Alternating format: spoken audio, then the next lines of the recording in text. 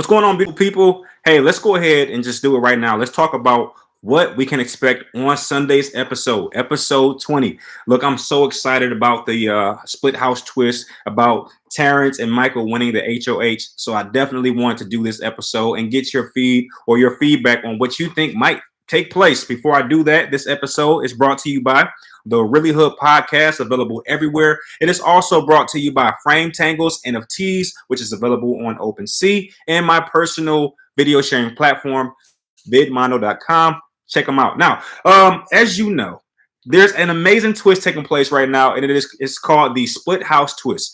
I'm going to be honest with you. I'm very excited. You know, I'm a big fan of time travel or stories about time travel. I'm a big fan of the whole multiverse concept. Anything involving that, look, I'm all for it. Some of my favorite movies, Back to the Future, Project Almanac. Like, if you know, hey, do me a favor, everyone, anybody watching this video right now, head to the comment section and let me know maybe your top 3, your top 5 favorite multiverse / time travel movies, because I need them. There's a new one called 41. It's an awesome movie about a kid who can go back to yesterday, right?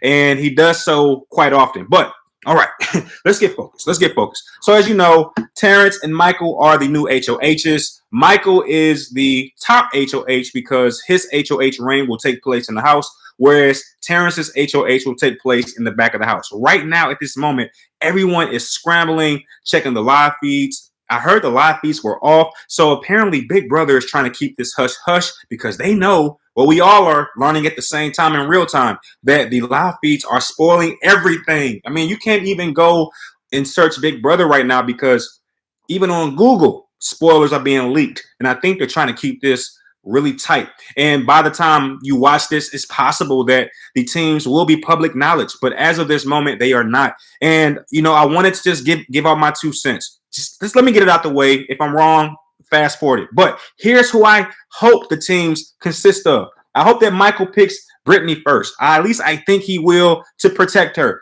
Then Terrence will probably pick Joseph. I think Terrence likes Joseph. Then Michael may pick Taylor to split up Taylor and Joseph and keep the numbers on his side. Then I think Terrence might go with Monty. Okay. I think Michael will then go Alyssa.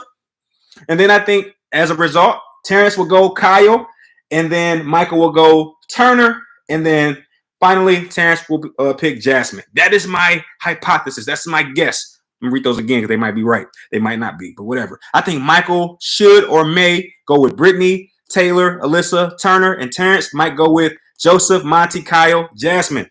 If that happens, you have 1, 2, 3, 4 leftovers members in Michael's group.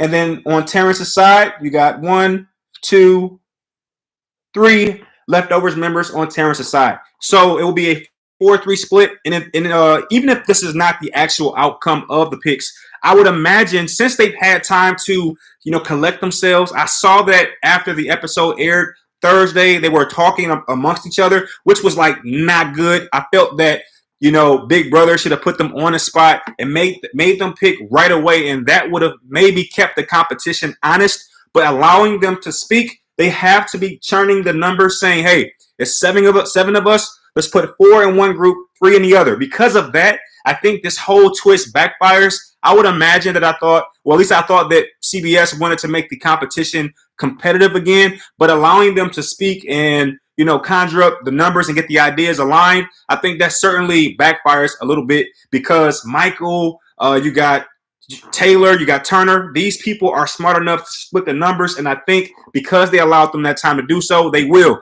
Look, man, it's pretty much exactly what you think might happen. I don't know who goes home this week, but I am willing to say, given the fact that the leftovers are allowed to conversate and actually coordinate their numbers, I think Jasmine and possibly Alyssa go home this week. Why not? Now, the interesting dynamic in this is that Terrence is not a leftovers member, so he will not be going along with whatever Michael was trying to do. So Michael would definitely have to counterpick. He'll have to pick a leftovers member first and then just see what Terrence does. And this can get tricky because if Terrence unknowingly selects all 9 leftovers members, at some point, a leftovers member will have to join Terrence's group. And if that is the case, there could be a situation where there's 3 or 4 I would say probably 3 non-leftovers members against 2 or something of that caliber. So actually, the smarter strategy is for Michael to pull non-leftovers members in, maybe 2. All right, Michael, the perfect scenario, could bring in maybe 2 non-leftovers members and then round out the last 2 slots with 2 leftovers members. So it'll be 3 on Michael's side and then 4 on Terrence's side.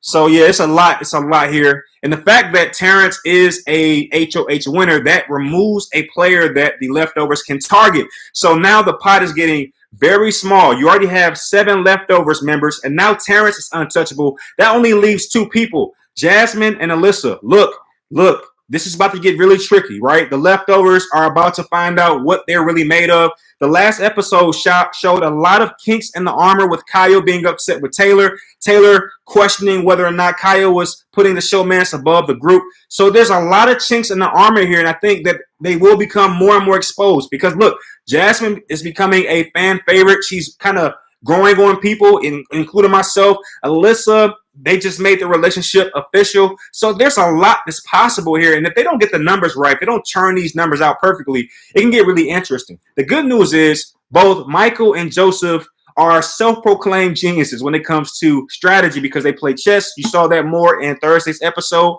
So because of that, I think between the 2 of those individuals, they'll be able to figure out these numbers and these algorithms to make sure everything goes according to plan. But the wild card here, the biggest variable, is Terrence. And, you know, Terrence, though he is growing on me, he hasn't shown me a strategic muscle that I can believe in. And as such, I think that he completely messes this up, right? And he can even mess it up for the Leftovers Alliance. But once again, the fish to shoot at in this game is starting to get smaller and smaller.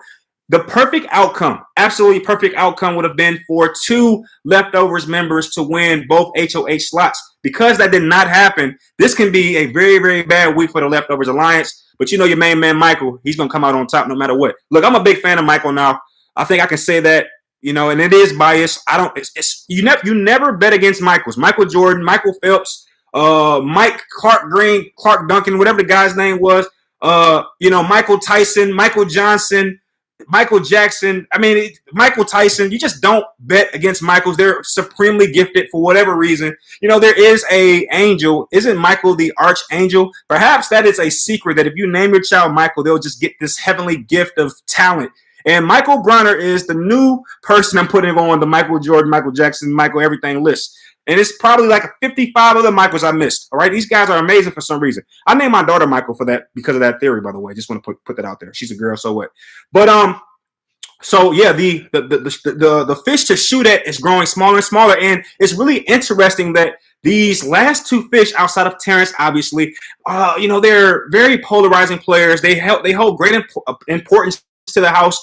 Can you imagine what this week is going to be like for Kyle? Because he knows that without a shadow of a doubt, Alyssa is in trouble. In fact, this is the week that she goes home theoretically. If everything goes according to the Leftovers plans, Alyssa goes home this week. There's no question about it, right? Alyssa and Jasmine have to go home this week if the Leftovers are to go 7 strong into the next week. Now, if that does happen, we don't have to really guess here. That's an amazing outcome. First off, if Alyssa and Jasmine go home, that's 7 versus Terrence.